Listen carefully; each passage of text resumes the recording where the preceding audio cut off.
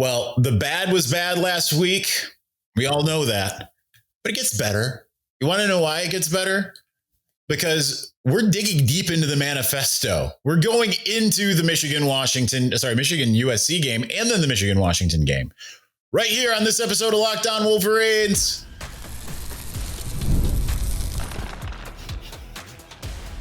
You are Locked On Wolverines, your daily podcast on the Michigan Wolverines, part of the Locked On Podcast Network, your team every day. Happy Thursday. We are back and doing it. Locked On Wolverines podcast, part of the Locked On Podcast Network, where it's your team every day. I'm your man on the ground, Isaiah Hole, publisher of Wolverines Wire through USA Today Sports Media Group. We're getting deep into the manifesto because we have got Connor Stalions here to tell you why everything is actually A-okay. The team looked better than ever against USC. You didn't realize it. I didn't realize it until Connor and I talked off camera. We had watched his video that he made, or I had watched it that he made, and it was a little doom and gloom. But then we talked off camera, and he was like, "You know what? It's fine. You want to know why? Because I have a vast network." And my vast network is out there. It's doing not my vast network's better than your vast network. It's doing stuff that isn't just espionage anymore, guys. It's getting into the trenches. It's the literal trenches. It's getting actually alarmingly militant. But thank you to all of our everydayers. Thank you to everyone for making us your first listen. We do appreciate that.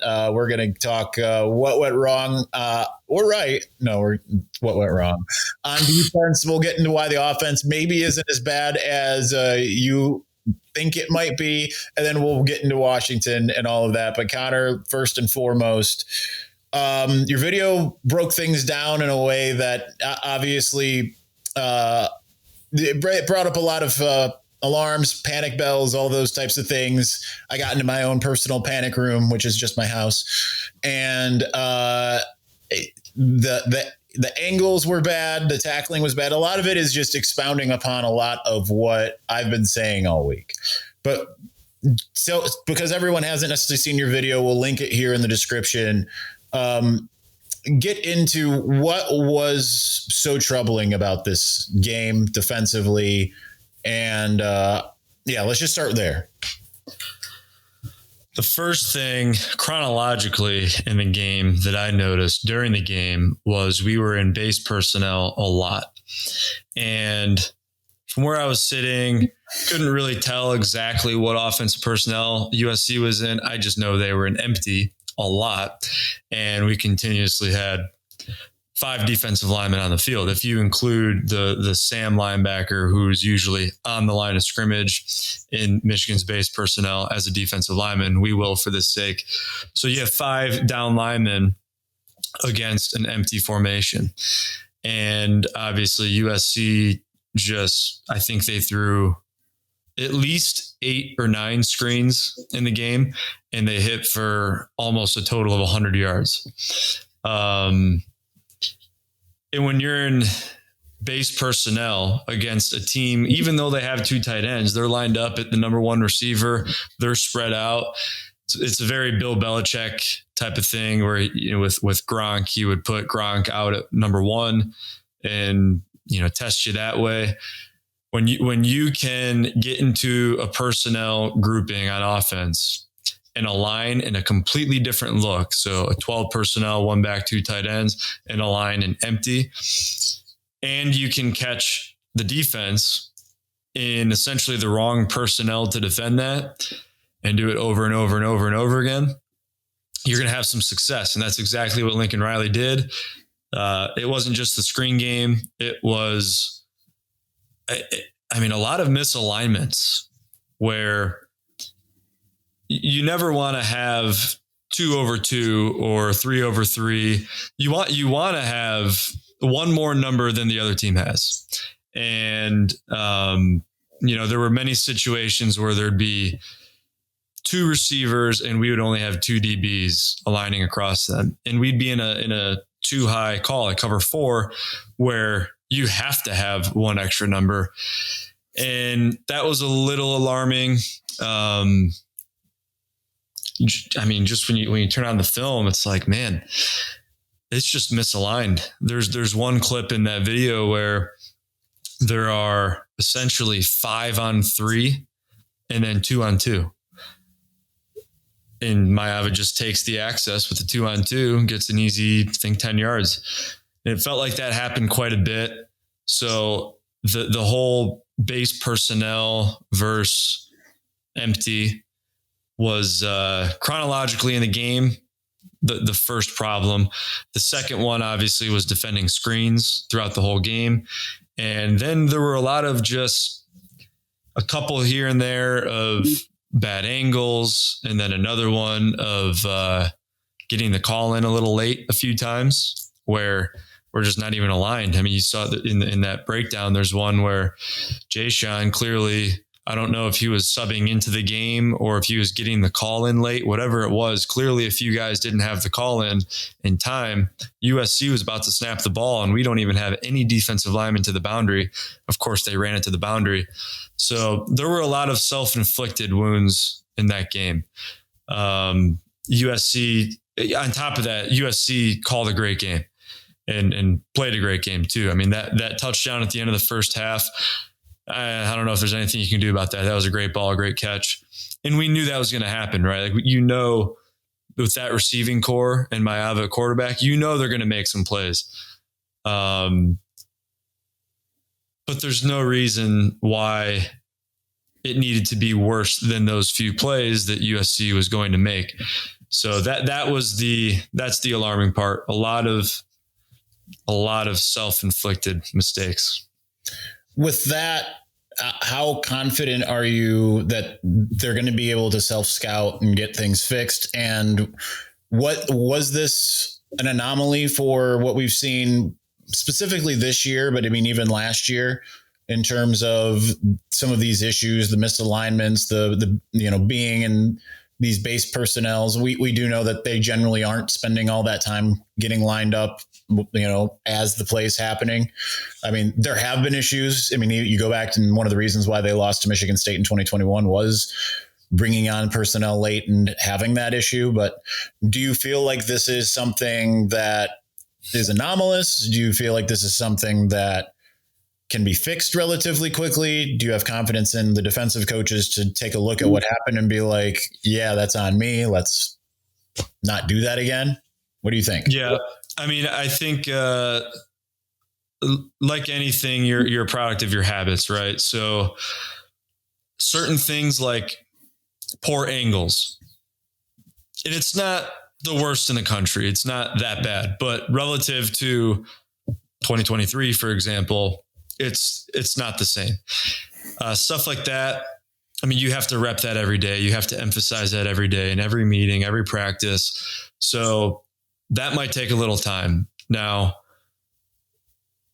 one, they have to acknowledge the problems, right? And then emphasize them and improving. I do feel confident that for all of this, they're going to, they watch the same film we watch, right? So I feel confident that they've acknowledged it. They're addressing them and moving on and improving. Things like the angles, though, that might take some time, because you don't just overnight all of a sudden instinctually take the correct angle to the ball every single time. That's something that needs to be repped over and over and over again.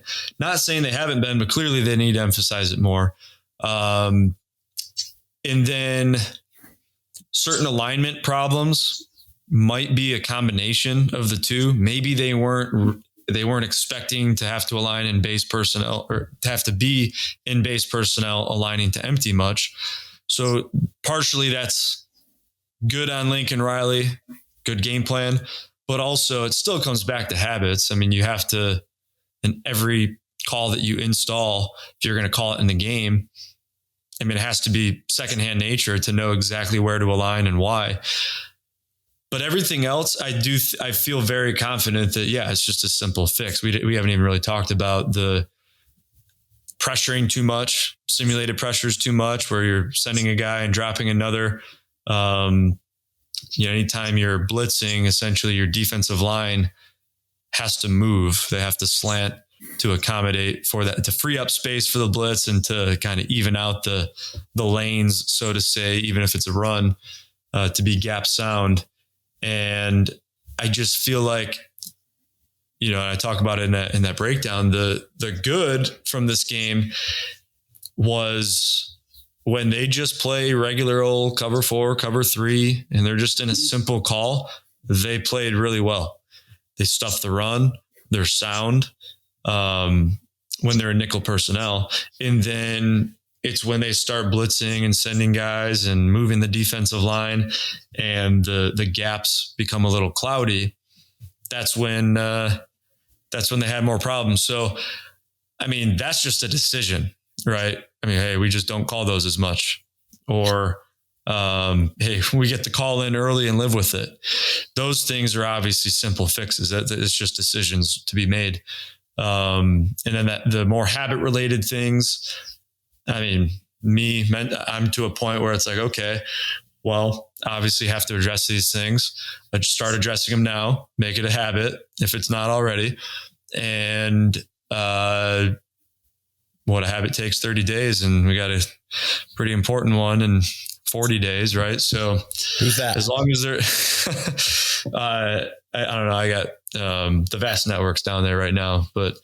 Oh yeah, that's right. We got Northwestern coming up. Correct. I've got that circled on the calendar. Maryland's actually, I think, closer to 40 days. Whoever the game after them is 47 days, I guess. Rose Bowl. Okay, I got you. Yeah. All right, let's talk offense. Because you say it's not as bad as a lot of people might think it was. Let's get into that, and let's do that here in just a moment. But before we do, when the opening whistle blows on a new repair, get your crew moving forward with Supply House. Order today and see parts on your doorstep tomorrow. Over 260,000 plumbing, HVAC, and electrical items from the most trusted brands in the business. Their real-time inventory and honest lead times keep you from punting projects, while their industry-leading customer service always has your blind side covered.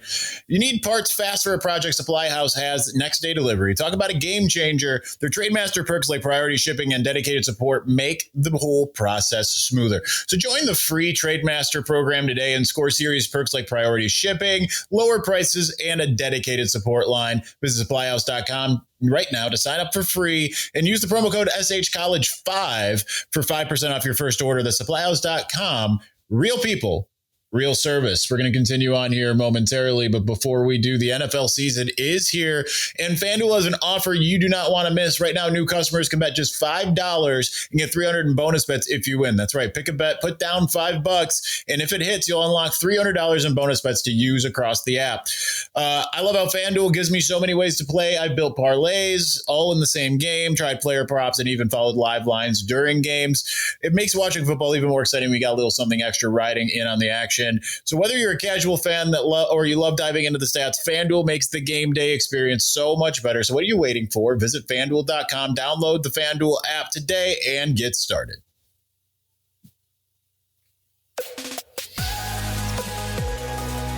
All right, let's spend a few minutes on offense. You're of the mind that this wasn't necessarily a debacle offensively, especially compared to defensively, and that they're really close. Obviously, we saw them find some things. The only kind of positive I see from Michigan fans on Twitter, other than kind of, like the friends group, this is aging myself a little bit. The friends group talking about how a Joey Tribbiani play went, and instead of just being like, well, the lights were really good, the programs looked incredible. I feel like this is a little bit more of a thing where we're seeing people saying like Andrew Marsh, massive bright spot suddenly. I mean, we haven't seen a Michigan receiver catch the ball like that since, I don't know, maybe like Ronnie Bell 2019-ish. Nico Collins the same year. I mean, even in the good years, there wasn't usually like Roman Wilson wasn't usually going off for like 130 yards. But anyway, what do you think offensively? Why was it not as bad as people think? Yeah, I mean, I think like as a fan, when you lose a game, especially by multiple possessions. And I mean, no matter what, that means you didn't score on every possession. It's really easy for everyone to just blame the play calling, the offensive coordinator. What are we doing? Why are we not running this? Why are we not doing that? When at the end of the day, you got to execute no matter what you call. And I think when you watch the film, like we've talked about, the defense was way more of a problem than the offense was. Again, I'm not defending the offense. I'm not defending the play calling or whatever. Hold on, I got to write an article real quick. Connor Stalions vehemently defends entire Michigan team. Says nothing is wrong. But at the same time, there were some drive killers, like the pass interference. What was that in the first? I think it was early in the game. I think the PI on what was it, Marsh, on the little stick concept. That was relatively early. He made contact with the corner like a millisecond before. I don't even remember who it was that caught the ball. Like ticky tack things like that. That set him back. So that's a drive right there. I mean, we want to talk about the positives first. There's more positives on the offense from this game than there were on defense. Personnel wise, I mean, you can see it at quarterback. You can see it at receiver too. Like you said, Marsh and McCulley are now very consistent. Obviously running back is very consistent. The O-line is inconsistent. And part of that is pass protection. And I think kind of getting into the quote unquote negatives, there's no drop back passing game. And I think at this point you see it's not because of the quarterback or the receivers. I think it's probably because of the pass protection. And when you drop back pass on third down and third down only, your pass protection will look way worse than it actually is because you're facing all these mugged fronts, exotics, 7 guys walked up at the line of scrimmage. I don't know where they're coming from. So it would be nice to see more drop back pass mixed in on early downs. That's my only complaint about the play calling. Other than that, it's just some execution with the offensive line and a little more consistency in the passing game, but you see some bright spots. Obviously the run game is good. And I think Michigan's got to have one of the best boot play action games in the country. Very effective in boot, partially because of how good they are running the ball. And then Bryce makes plays when he's moving out of the pocket. I think it's just getting Bryce more comfortable in the pocket and incorporating more of a drop back passing game. That all sounds terrible. It's way worse than I thought all along. I not only fire Sharon, fire Bryce, right? He fire them all. Yeah. Let's fire Brady Hoke again. Yeah. I think that would be fair. All right, let's get into Washington because I want to spend just a few minutes at least on what your confidence, lack of confidence on what that's going to look like on Saturday. So let's get to that here in just a moment. But before we do, Mazda crafts cars for those who do more than simply move. Mazda delivers confidence with every ride with more IIHS Top Safety Pick Plus awards than anyone else as of August 2025. You can make everyday drives feel like anything but, from smooth handling to intuitive controls. With all-wheel drive standard in every crossover SUV, you can drive with confidence through almost any season. Like our players, we sweat every detail because when you make every move count, impossible becomes irrelevant. Mazda, move and be moved.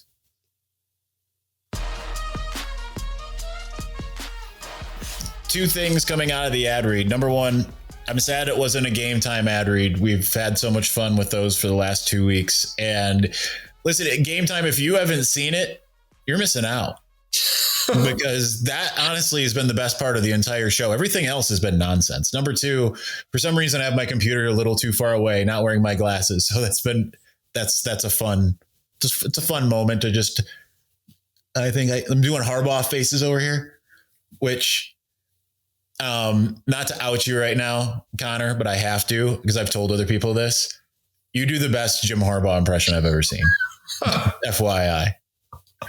I'm not going to make you do it, but I'm just thinking in context of, especially you once did and you can do the face and the head scratching, and it's incredible. All right, Washington. Number one, is this a must-win game in your eyes? And number two, how much or little confidence do you have that Michigan can go into this game and do what it needs to do? I lost you for a second. I'm assuming you asked about what does Michigan need to do against Washington? Yes. Either side of the ball? Yes. Yeah. Defensively, I would like to just see some sound football. No, I'm not saying don't ever pressure. I'm not saying don't ever send a simulated pressure.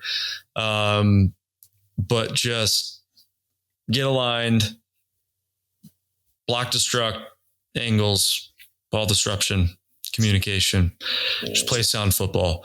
Third down, would like to see some improvement there. We didn't even talk about that. Seems to be a problem. It was against Oklahoma. I don't even remember. Oklahoma's third down conversion percentage had to be in like the 60s or 70s. It felt like, honestly, third down's been a problem for the last year and a half, right? Like it's just, it wasn't in the latter quarter of the season last year. And that's why Michigan was able to beat Ohio State and, beat Northwestern, beat Alabama. But it was a problem last year where they win first and second down and lose third. Sorry, go ahead. Yeah. No, so I mean, you just want to see at least incremental improvement there.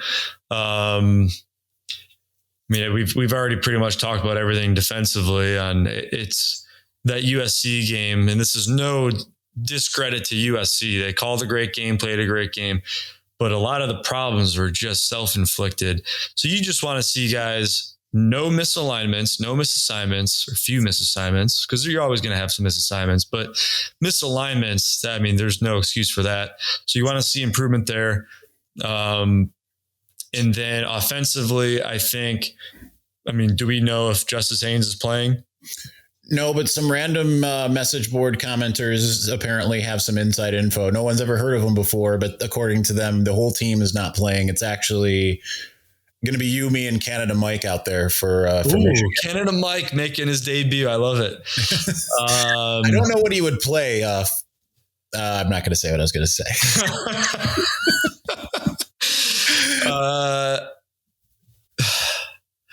Offensively,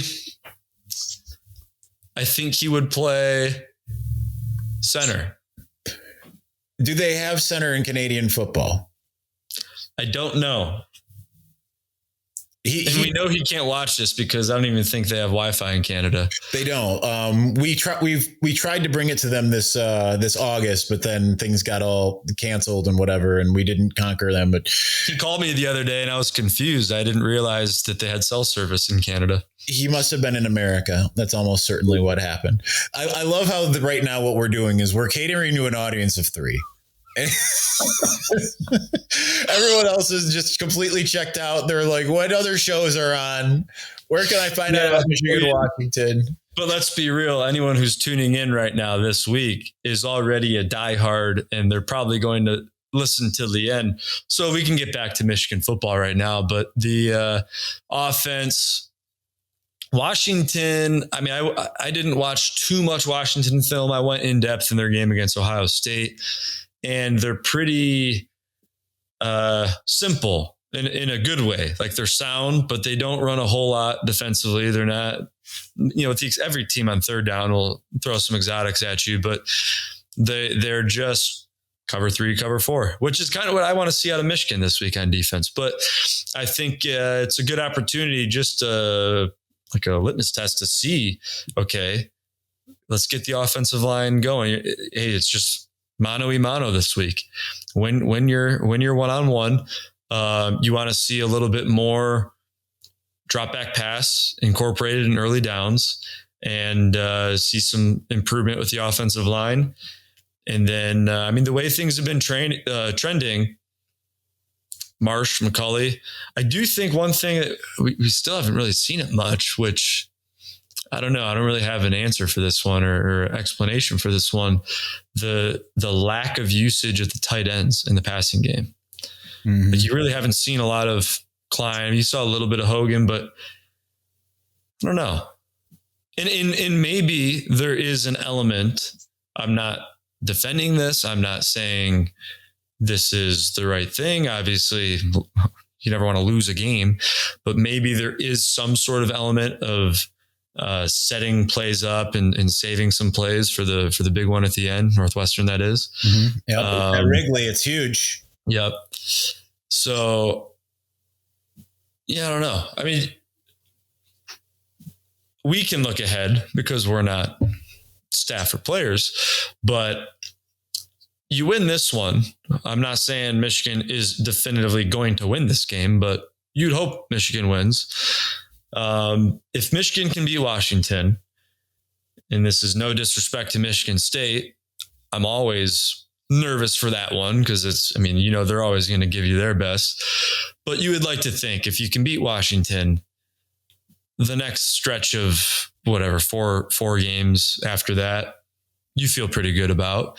Michigan will be favored, probably heavy favorites in all of those games going into the last one. So